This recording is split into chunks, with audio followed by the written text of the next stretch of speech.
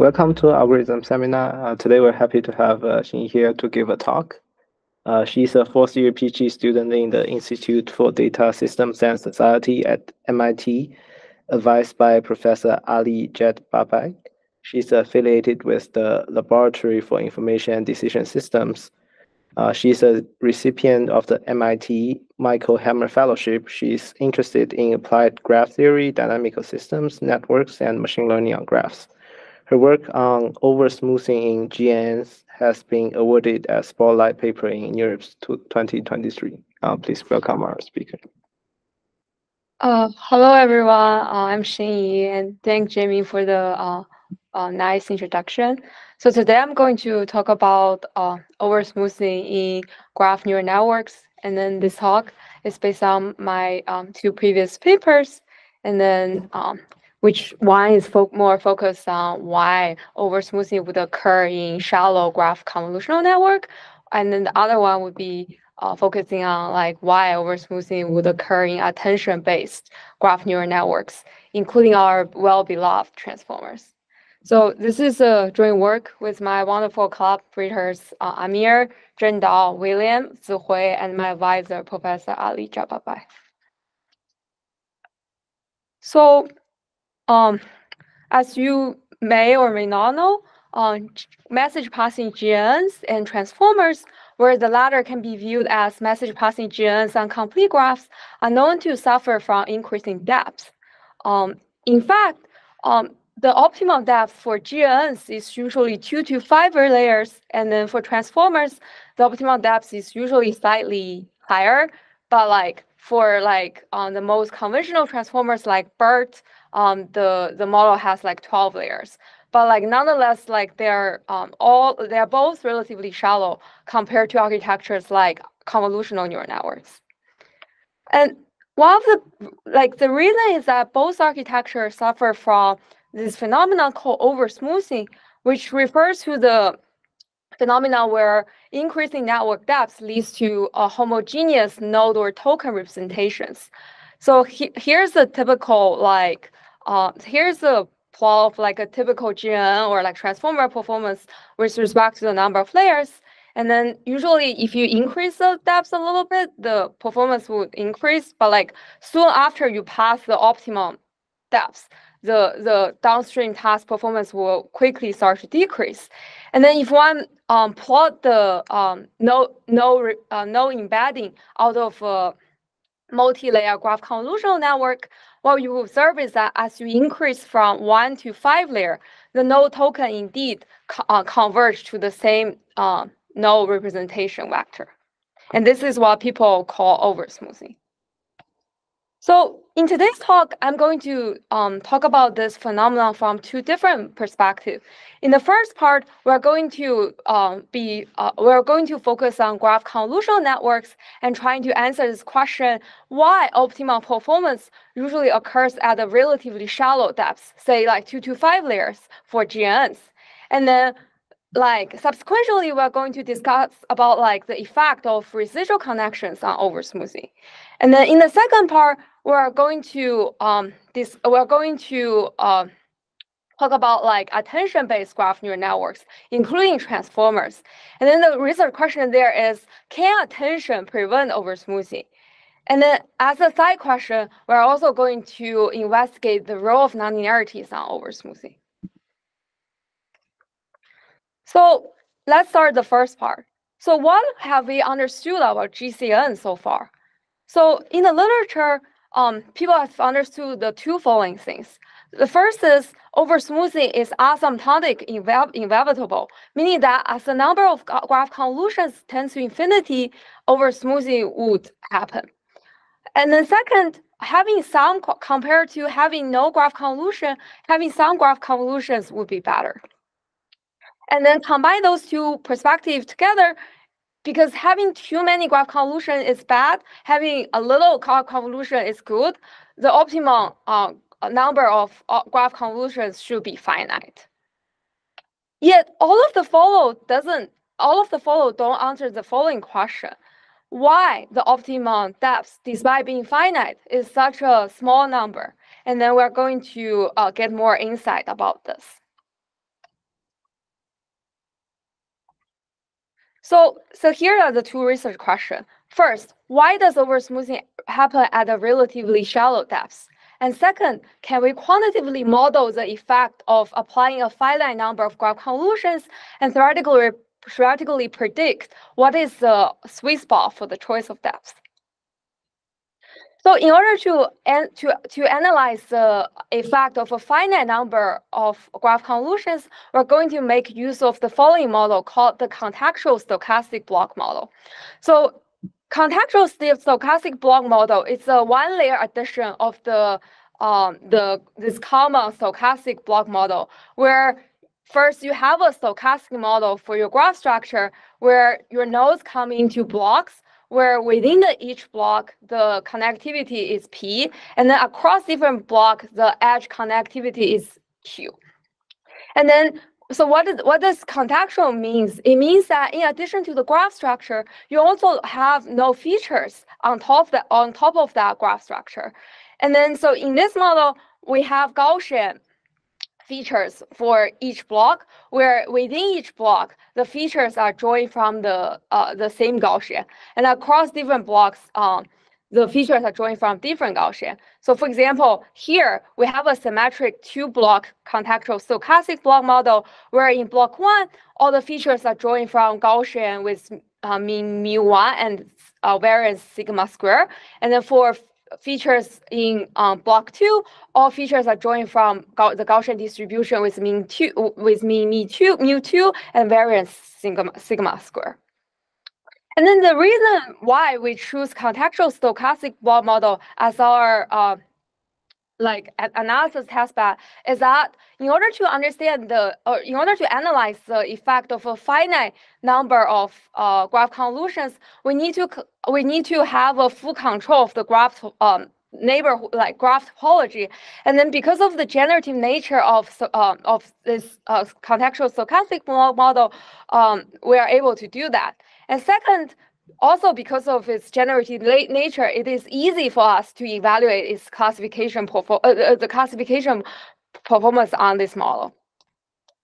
So with that, we also put some assumption on the contextual stochastic block model. And then the first assumption is that we assume the connectivity density to satisfy certain assumption. And then basically this ensures that the generated graph would be connected almost surely, while there's a question. Where's it? Hi, Xinyi. I can maybe just ask. Yeah, sure. So just to go back to understand, the graph and the node features don't share any information other than the fact that these are just independent representations of the underlying homophily. Is that right? Like underlying community structure. Yeah. This is right. So in this case, we have a more simplified model where the graph structure and the node features, they are generated independently of each other. But I think I think in the literature there are more nuanced model where you are allowed to where those kind of model allow you to couple them more closely. But here, I guess for simplicity, we assume they're generated separately, except they share the community structure. Yeah, okay. That's a good question. Thank you. So, and then second, the assumption assume that the generated graph would be connected almost surely, and then second, this would be slightly more general than the logN square over n region, considering some concurrent work. And then the reason we can get rid of this actual logN term is because we use some more refined analysis technique. And second, most importantly, this region would guarantee that the generated graph would have a small diameter, which corresponds to this small wall phenomenon of real graphs. And as we will see later, this phenomenon is actually very important for why oversmoothing would occur in like even two-layer GCN. And third, we assume that P would be greater than Q to assure that the graph structure has homophily, which is another widely observed real graph characteristic. Although I want to remark that this is not essential to our result. We can also accommodate P be smaller than Q, but that's not our focus. So we just put this assumption there for simplicity. So having defined our graph model, let's see how we define graph convolution and linear GCN in this case. So what we mean by graph convolution is that if you have an input at H, then graph convolution means you pass the input through this random walk graph convolution, meaning that for each node, you uniformly average its neighboring node representation and update the root node's representation with its average. And then linear GCN just means that once you pass the input through the graph convolution, you also multiply by a weight matrix to do the feature transformation. And then a T-layer linear GNN would be equivalent as follows, where you have an input, and then you pass through n graph convolution, and then you pass this output of n graph convolution to a linear classifier. Is this clear to everybody? Okay. So before we dive into the theoretical result, let's first get the intuition how oversmoothing happens at a finite depth. So imagine now you are doing this average aggregation. So for each node, because this graph is connected and because it is connected nodes within its own community and then with nodes from like different community, essentially what would happen is that this node would become similar to nodes within the same class, but it will also become similar to nodes from different class. So schematically, that means essentially, like initially we have Gaussian features, and then by doing average with nodes from its own class, the variance of the node feature as you pass through graph convolutions will decrease. But at the same time, because you're also averaging with nodes from different class, the means of the two Gaussian distributions representing node embeddings from like different class, it will also become closer. So depending on the graph structure, either this like undesirable mixing effect, making nodes across different class similar, is strong. It's weaker, so that this blue area representing how much difficulty you would have in terms of classification would be smaller, or this undesirable effect would be bigger than this desirable effect, like variance shrinking effect. And in that case, the difficulty of classifying the node would be bigger.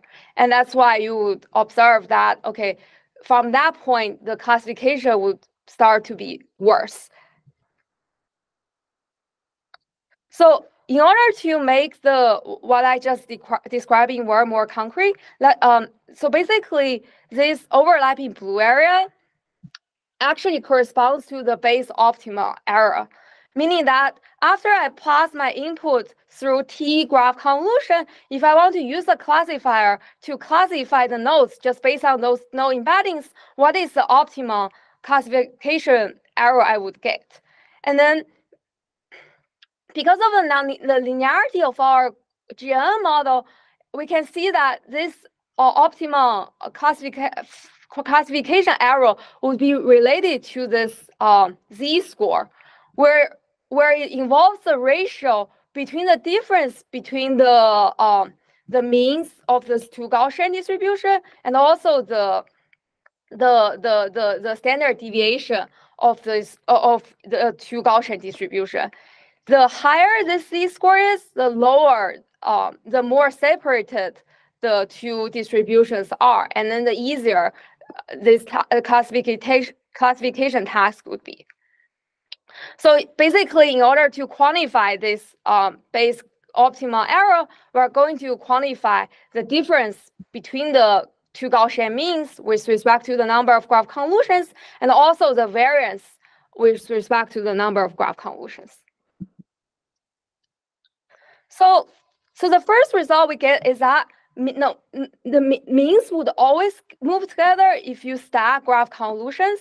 So essentially, this mu2t minus mu1t is the mean of the distribution corresponds to block 1 block 2, and then this is the mean of the block 1. So their difference is always going to shrink, shrinking exponentially in this P over Q rate. And then, well, I can actually prove a nice concentration bound in terms of about this mean. So if we want to check like how well we can approximate the means, so what I do here is that I pass the features generated from like a stochastic block, like contextual stochastic block models, and then pass it through like n graph convolutions, and then I measure the mean. And we can see that indeed our our bound can actually approximate the actual mean difference pretty well. That indeed they move to each other exponentially. And then let's look at the variance. So some common misunderstanding like people have about like variance of GNs is that they believe that if you stack more and more graph convolutions, the performance should be better and better in the sense that, okay, I'm having information of larger and larger neighborhood. But the problem is that if you think about the cartoon I had at the beginning about the means and variance, so maybe some people, like including my advisor in the beginning, thought, okay, maybe the variance will shrink to 0, but that's not the case, because intuitively, like you only have capital N number of nodes in your graph. That means you only have a finite amount of information in your graph. So variance cannot shrink indefinitely because of that, because you cannot go beyond how much information you have in the graph. So essentially, there is a fixed non-trivial lower bound for the variance. Like no matter how many graph convolution you apply, there would always be this non-trivial lower bound for the variance. And then we can also get a more, by like doing a more refined analysis, we can also get a more refined rate about how much variance decrease with respect to the number of graph convolutions. And then so essentially what would happen is that this variance will initially go down at a rate at least exponential in capital O, like 1 over log n, before it reaches the fixed lower bound. And that means, and because like the variance decreasing thing would like saturate after it reaches the lower bound, but at the same time, the means always move together. It means that after this log n over log n layers, this desirable variance shrinking effect would essentially saturate, and then the undesirable mixing effect would start to dominate. So how well can we approximate the variance in practice? Actually, we can approximate the real variance pretty well as well. And then, so I also measure the means, the change in means and variance in real data after you apply graph convolutions to them. And then we can see that, okay, like indeed, the pairwise distance between the means of different communities, they converges exponentially, although at like a slow exponential rate converges. But then at the same time, there's also a very obvious saturation effect where in the variance, where the variance will in the beginning plateau a lot and then soon saturate. So let's put everything together. Why would oversmoothing happen in shallow GNNs? Because on the one hand, message passing with different class nodes will make the means closer to each other exponentially. On the other hand, message passing with nodes that have not been encountered before would make the variance shrink. And then the magnitude depends on the absolute number of newly encountered neighbors. And because of the nature of the topology of the graph, like the variance shrinking effect would soon saturate, and then this means collapsing effect will soon dominate. And that's why even in a large graph, you would expect that oversmoothing to happen at a shallow depth. So is this intuition clear to everybody? Okay.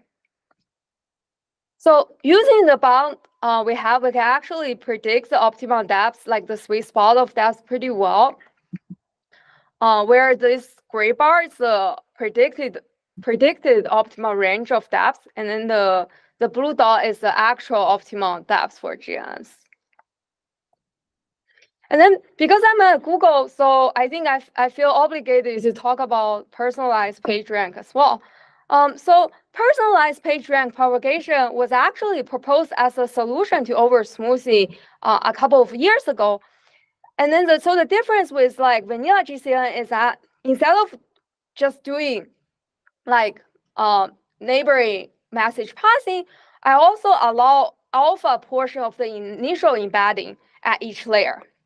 And their intuition is that this teleportation probability alpha would allow ones to balance the needs of preserving locality by staying close to the root embedding and also leveraging the information from a large neighborhood. So the natural question, and also, I also have to mention that in the beginning, I mentioned about residual connection. And then the reason is that this alpha X is in the GN literature is also considered as like initial residual connection, because essentially what you do is that at each layer you pass the initial embedding in.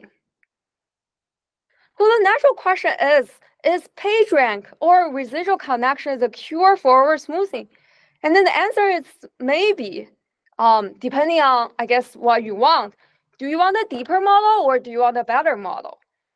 So essentially, what our results suggest that for certain like graphs, you can actually you can construct certain graphs that give you a like personalized PageRank propagation will give you a more robust to depth model, but will do worse in terms of the optimal performance. And then the main reason is because that the original intuition behind this method is incomplete.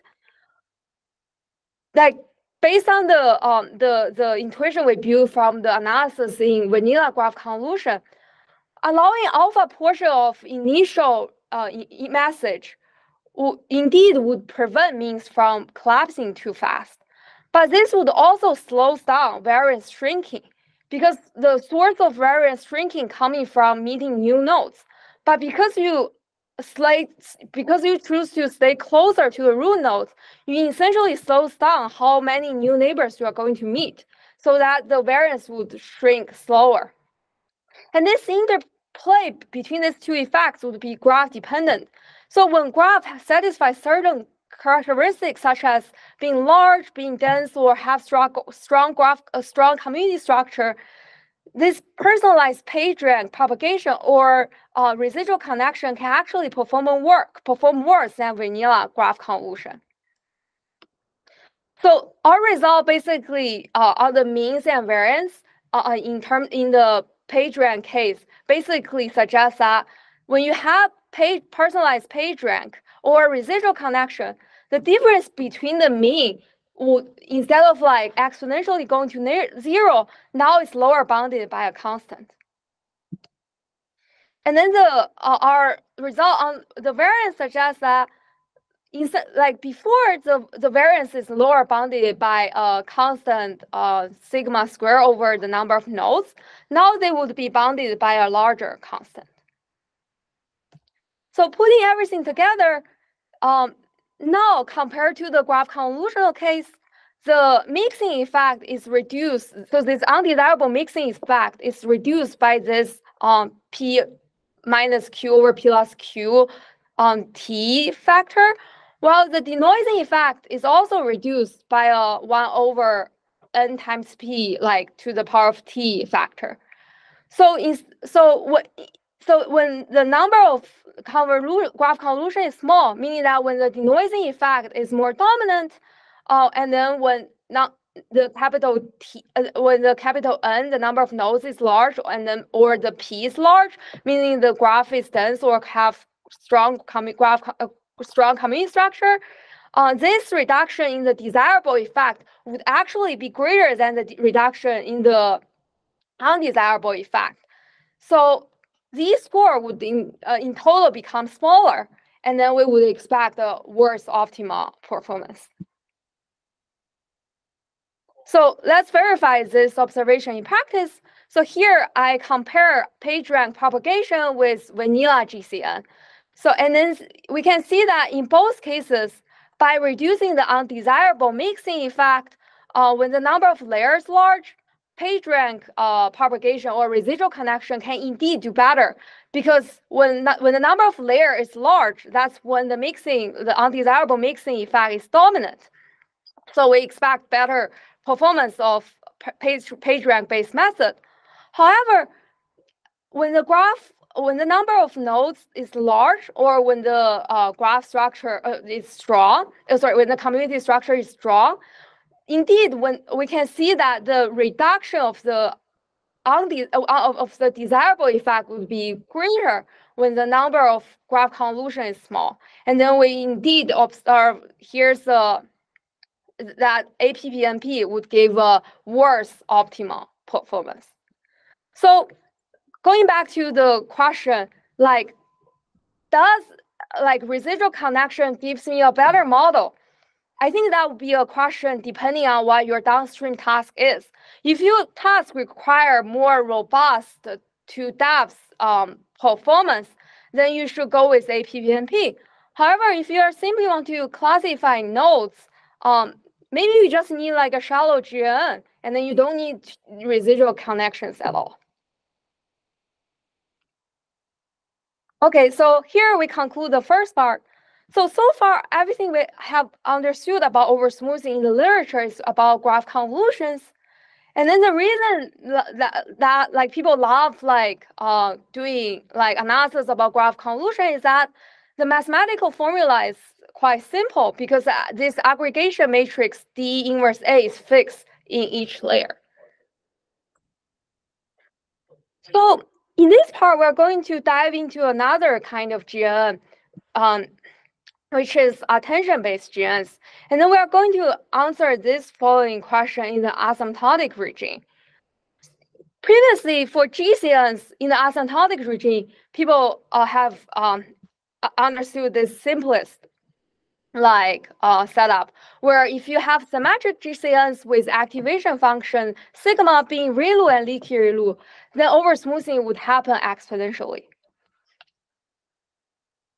And then from what we have understood, and then this is quite simple to, I guess the intuition is actually quite simple, because by doing this uniform averaging, you basically smooth the node representation over the entire graph. However, graph attention or attention in the first place, like in transformers, was introduced precisely because people want to distinguish different tokens in the aggregations, and then only do the updates with important neighbors. And then this how important the neighbor is would depend on the input. So the natural question is, by doing this non-uniform update, and then with this ability to distinguish different neighbors, can attention prevent oversmoothing? So this is actually a long-standing open question in the literature. So on the one hand, some people believe that, okay, attention is all we need. It has this magic power to learn the right aggregation function to fundamentally alleviate oversmoothing or even solve oversmoothing. On the other hand, people empirically observe that, okay, it also seems inevitable for attention-based GNNs such as graph attention networks or transformers to suffer from oversmoothing. But then for empirical observation, it's hard to confirm whether it's an optimization issue or this is a problem inherent in the architecture. So here's the spoiler. In this work, we're going to provide a negative but definitive answer to this long-standing open question.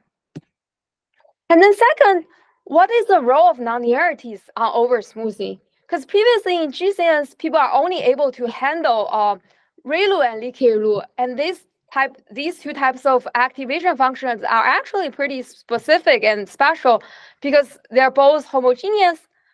But I guess the more fundamental question is, so can we conclude about a general class of nonlinearities instead of specific examples?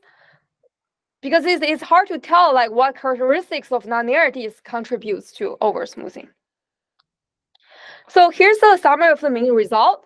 So basically, we proved that attention-based GNs will lose representation power exponentially.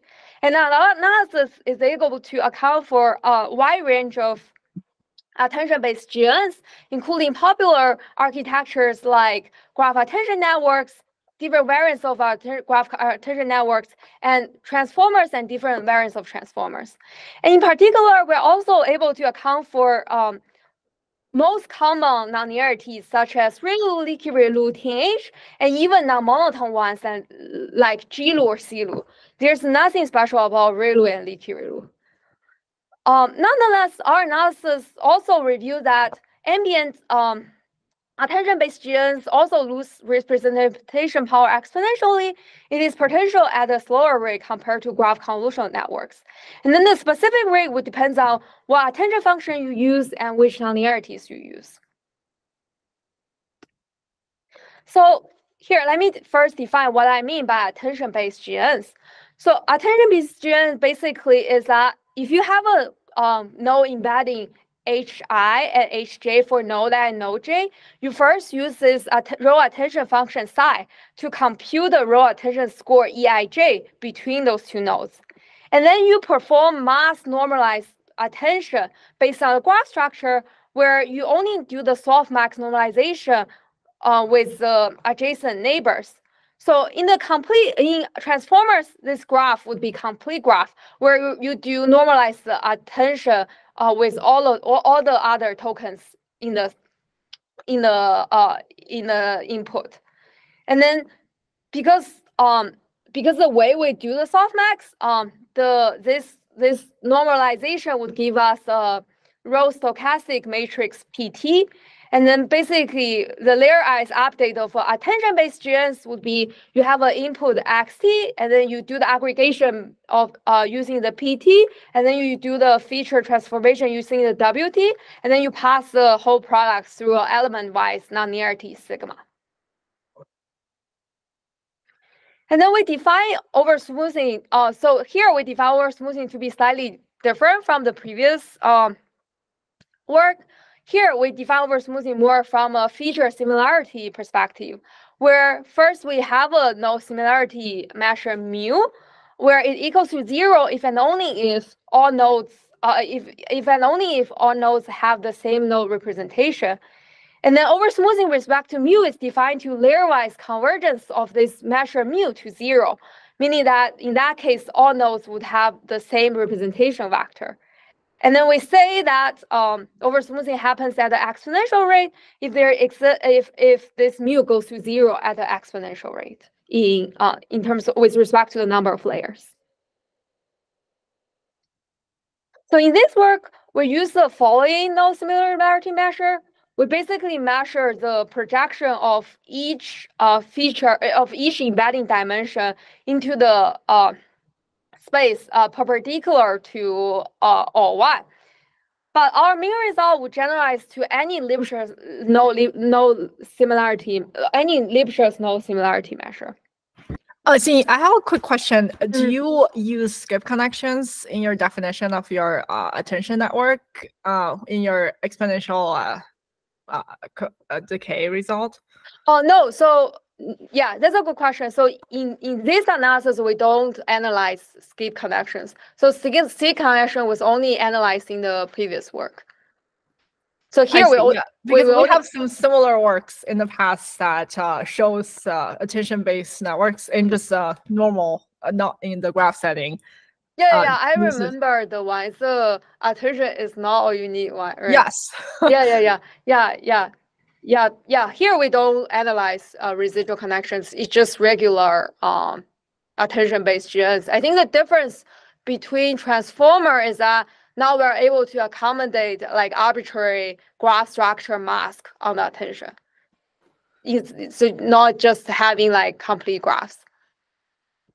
I see. That makes sense. Yeah, I'm so glad you proved this because we really suspected it, but we didn't know. Yeah. But yeah, so yeah.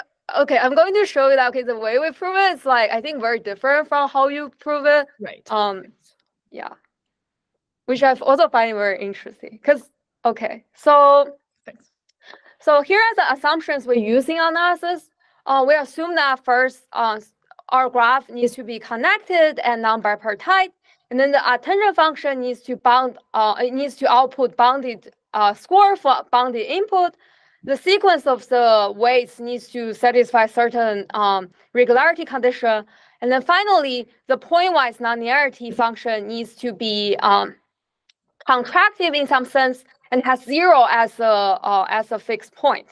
So the easiest way to satisfy assumption 4 is to have your nonlinearity being 1 Lipschitz and having 0 as your fixed point. So the way we prove this result is that we abstract attention-based GNNs as nonlinear time-varying dynamical systems. So imagine the activation function is actually the identity map.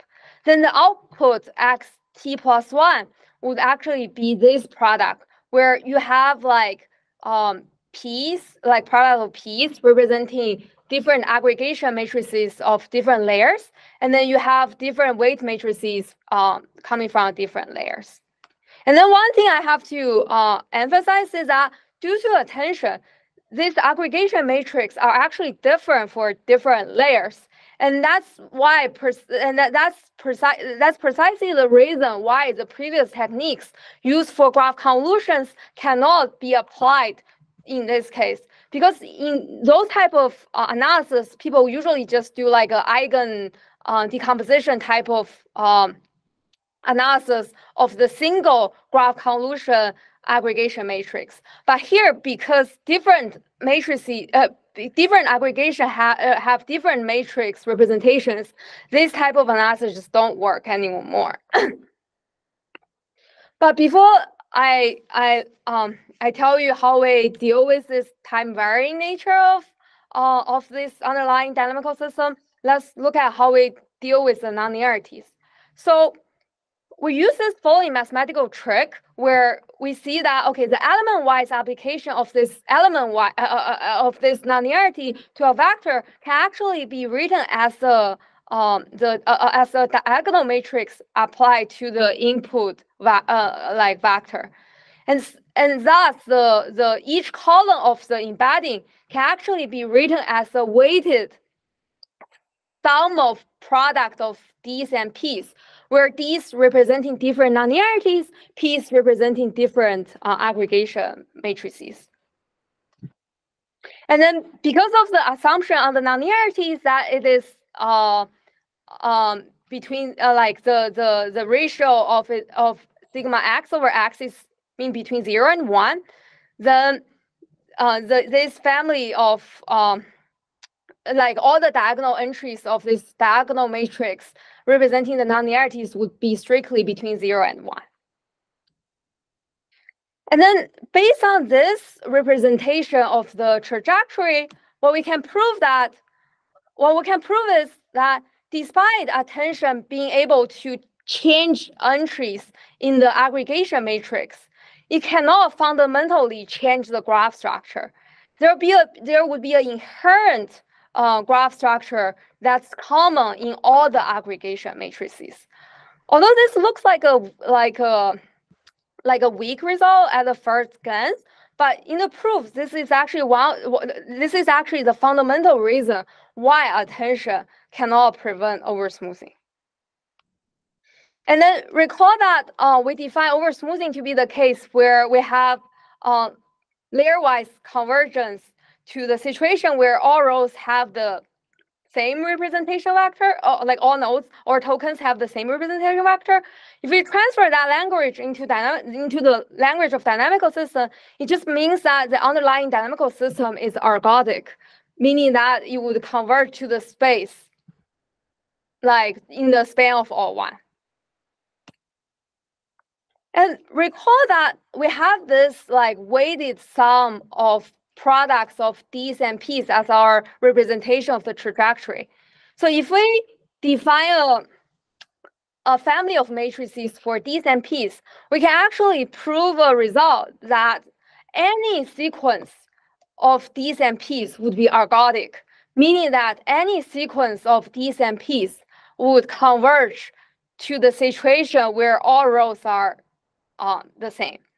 And that basically concludes our proof of why oversmoothing would happen in attention-based GNNs.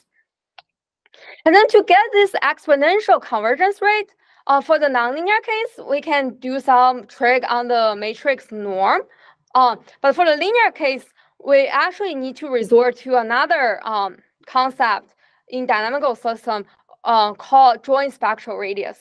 This is the concept. This concept basically generalizes spectral radius for a single matrix to a family of matrices.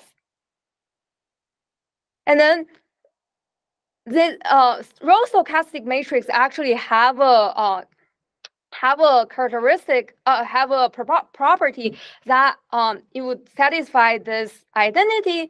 And then if we project this row stochastic matrix, so here B is the orthogonal projection matrix into the space perpendicular to O1.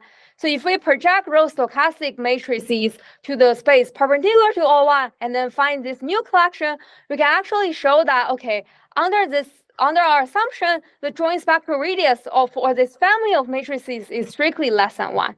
So basically what happens in the linear case is that if you multiply like an infinite number of P's together, what happens is that the part that's lies perpendicular into the space lines into the space perpendicular to O1, it will have like a measure smaller than 1, meaning that it would vanish to 0 exponentially. So here's our mean theorem, is that like because of our ergodicity result, we show that oversmoothing would happen asymptotically. And in addition, if we have identity map as our nonlinearity, or if our nonlinearity satisfies certain criteria, then we would expect exponential convergence of this mu, meaning that we have exponential oversmoothing.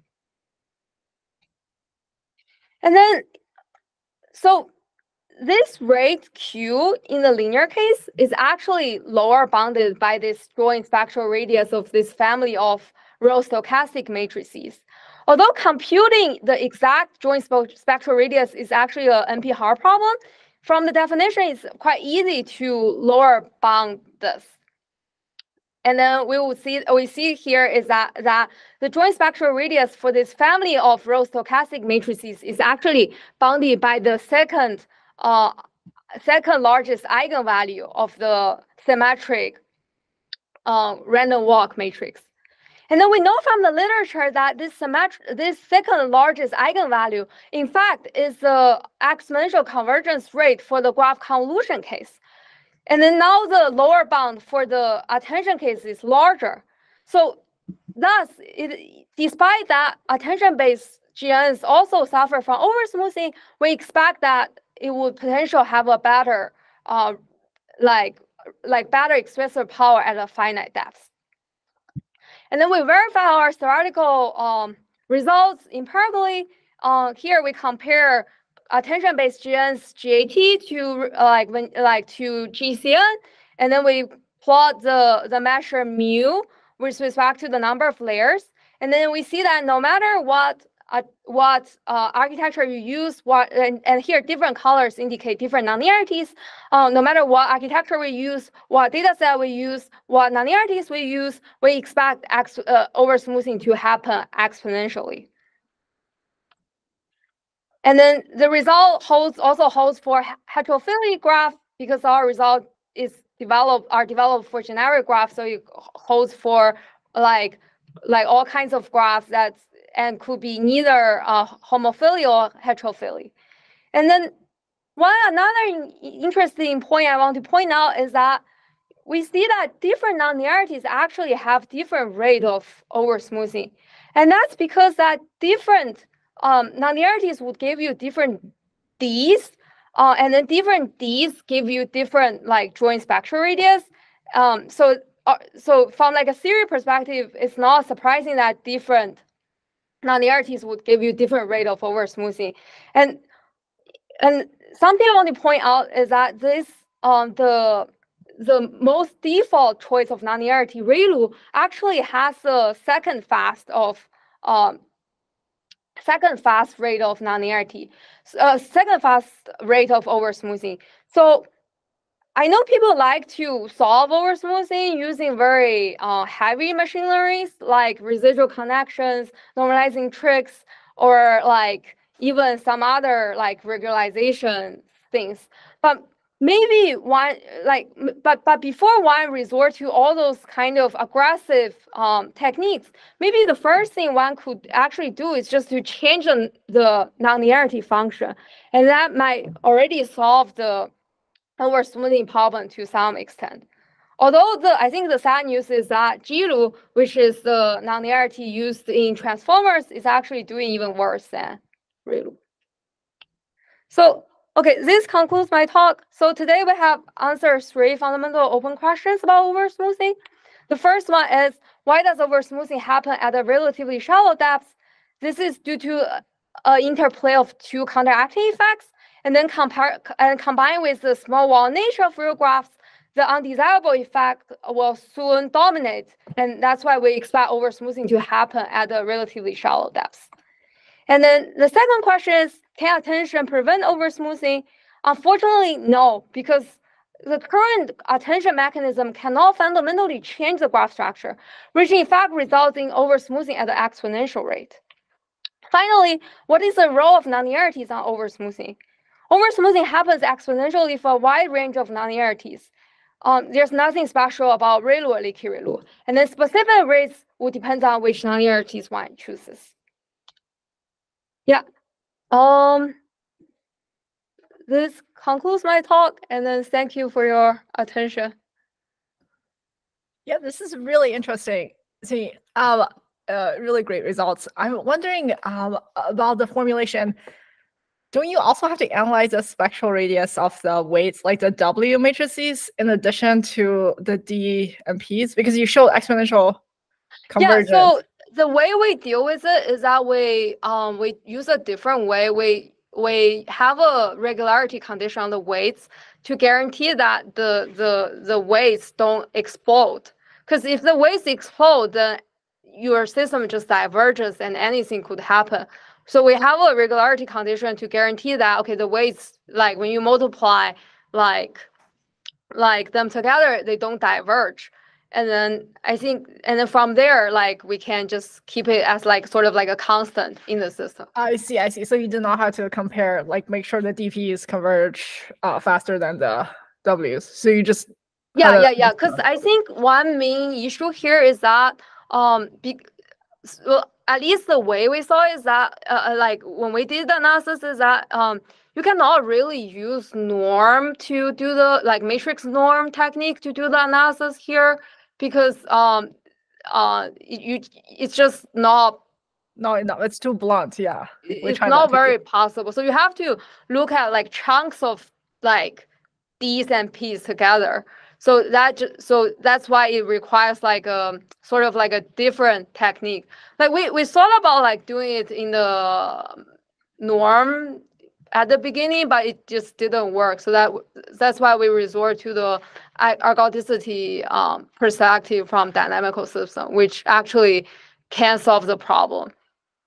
Yeah. So this is actually a quite difficult problem, like more difficult than I thought, because now the underlying system becomes like not only time, like it's like time varying, but at the same time it's nonlinear. So you have like the most difficult components of dynamical system.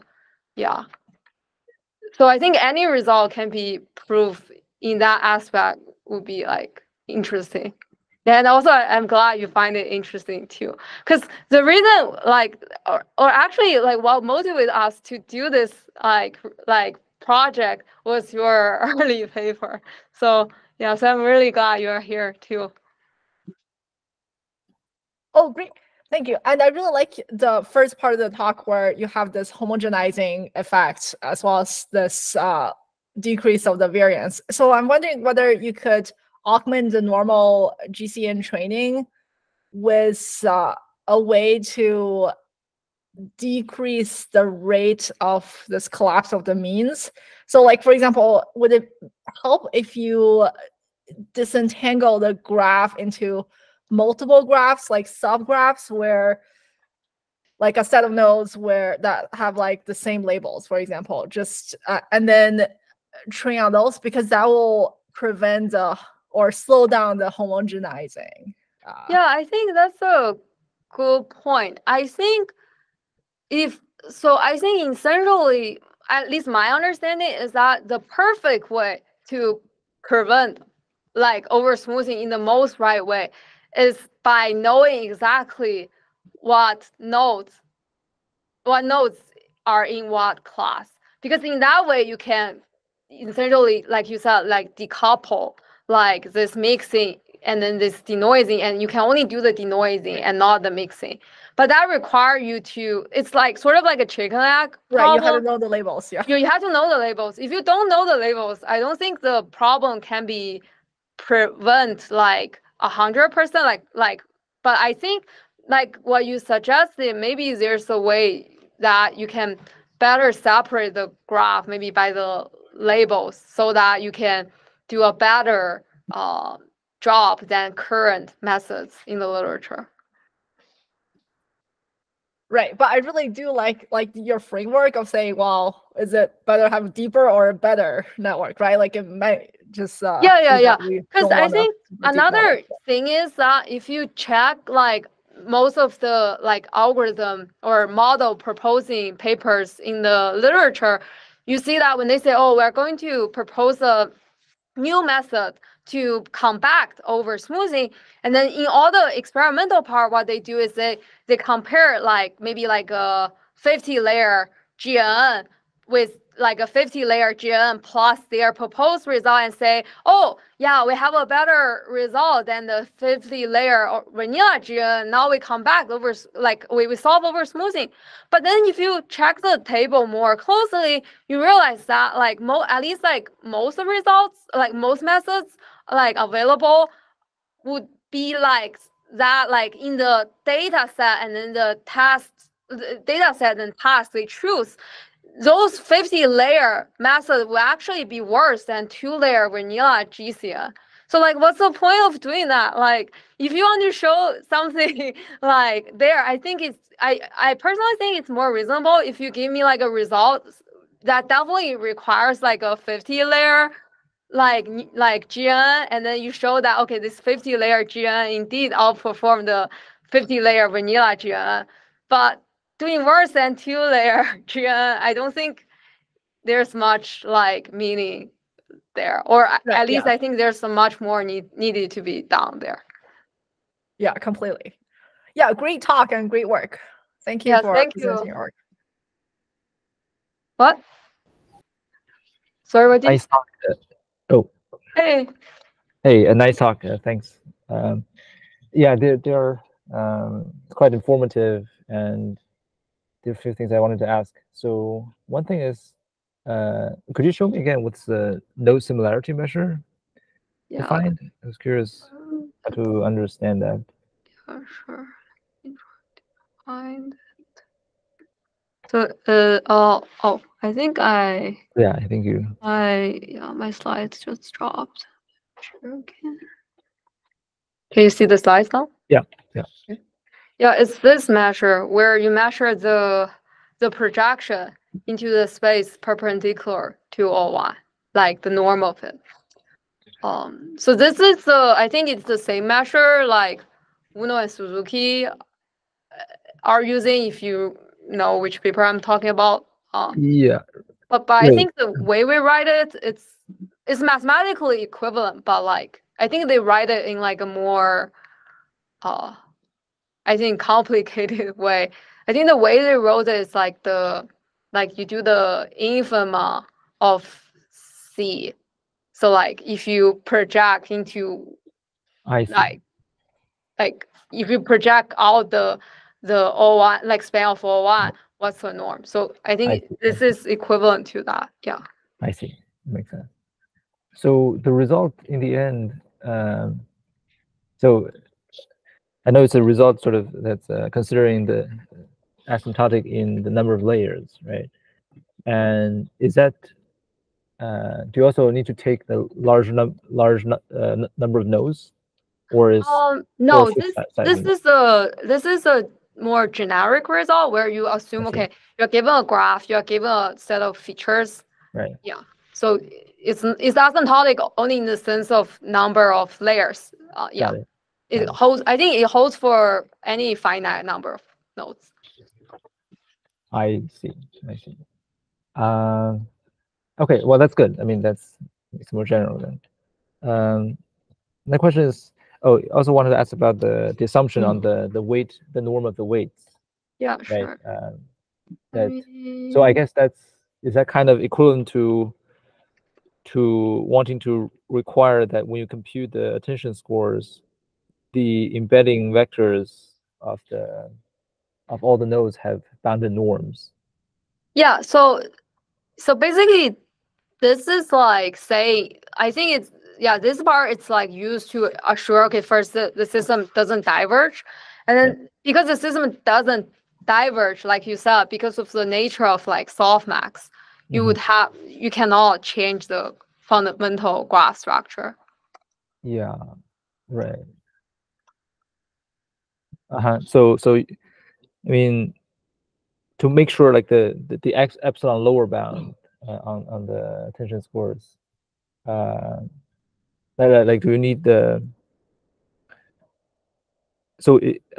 is this assumption here on the product of the weights mainly to make sure that when you take the softmax, well, mainly to make sure that the magnitudes of the embedding vectors of the nodes are bounded so that like so that you cannot have, well, maybe if so to speak a spike in the attention scores that's too high so that the other ones are too low. Is that yeah.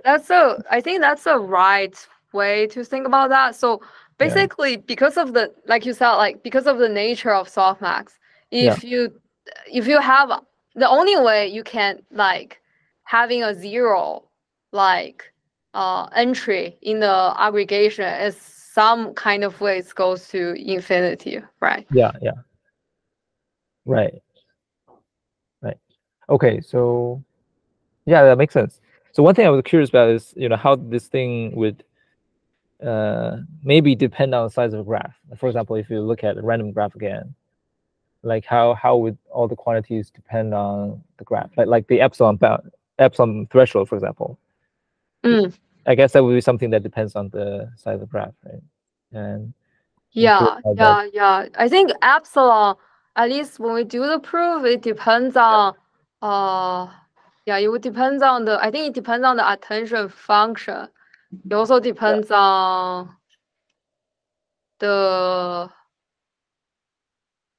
let's see. Yeah, I think it would depend on the like the trajectory of the embedding.